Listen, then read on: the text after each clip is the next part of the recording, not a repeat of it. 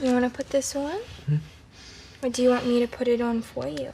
I really learned a valuable lesson from this movie. Don't mess with the Russians. But more importantly, I think this ratchet Cinderella story struck a chord with a lot of people because it's real. There is no Prince Charming. Ivan is a scrawny brat who eats his parents' food and fucks in their bed. This kid has velvet sheets. I think that's the #1 signifier of a rich household. That and the ornaments placed around the crib. The closest thing I've had to velvet is the cake.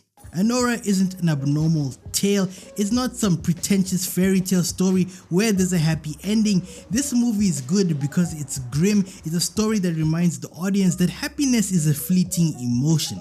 I like the song that plays at the beginning of this movie. The words pretty much foreshadow the events that take place in the final act. Everything she fell in love with was pulled right from under her feet. Most people who had ill reviews about this movie all said the same thing. It's a cliche generic story that's trying to be progressive, blase blase blah.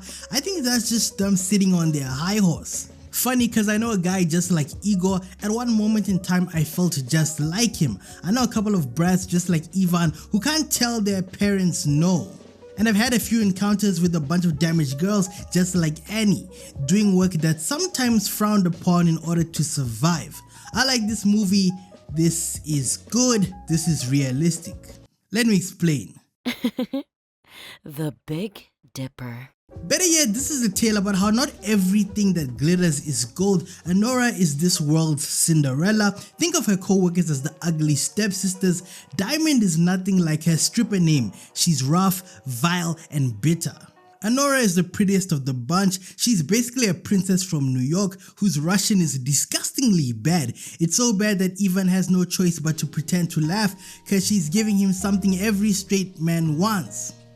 Her time. What did you think I was gonna say, you pervert? Cinderella isn't raw. That's a movie that paints a false image of romance. It's a fairy tale after all. Fairy tales all have happy endings. Spoiler alert, there is no happy ending in Anora. The Russians go back to Russia and Annie goes back to nothing. Let's look at the parallels. Cinderella gets swept off of her feet and ends up leaving behind her old life and goes to where the grass is greener.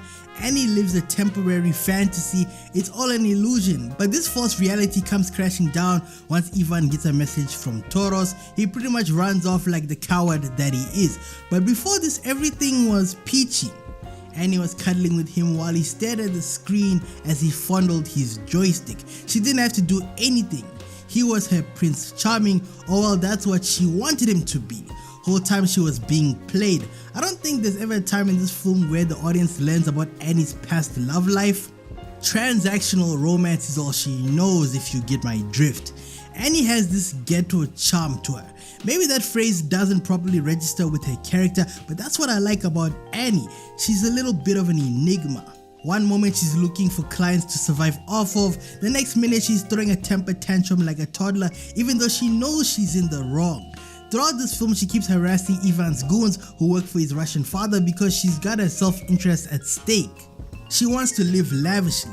All she has to do is bend over for Ivan and her life will be soft. That's way better than being in the club and having to deal with guys 3 times her age who won't stop fondling her breasts for a mere $50. Imagine selling yourself for the equivalent of the entire inventory on a fast food menu. Alright, let's play a game, more comparisons. I even tallied them with one another. Annie's dress is blue when she meets her Prince Charming. Cinderella's gown is blue. Annie ends up right back where she started. Cinderella gets to ball forever in a fancy castle. Annie ends up fucking Igor.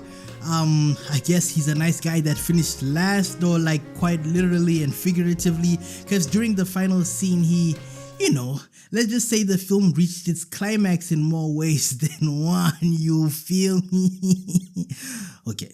Cinderella ends up with this 6-foot charismatic guy who's been blessed with the gift of gab. Sean Baker has a consistent theme with his movies. They're all about shining light on marginalized groups. Depending on who you ask, they might say Anora is a senseless movie, but hey man, at least she's not going to Dubai to get defecated on. Even Annie has some decorum. My biggest gripe with Cinderella is that it has a bad lesson. Matter of fact, there is no morals in that story. That movie can kinda fuel your delusion if you're an airhead. Blonde girl with pretty privilege doesn't have to do much and in the end, still gets everything she could have hoped for. Okay, maybe that is realistic. We are in the 21st century where self-proclaimed Barbies are racking in millions simply because they're considered eye candy. That's not the point. Anora is basically fuck around and you'll find out, but with Russians. Why Sean decided to make it a Russian family is still a mystery to me. This isn't a Cinderella story and I'm glad it isn't. That entire movie is just about this blonde damsel in distress who's suffering from pretty privilege. It is what it is. Hey, if you enjoyed this video, consider watching one of the two on your screen right now. And don't forget, villains tell the best stories.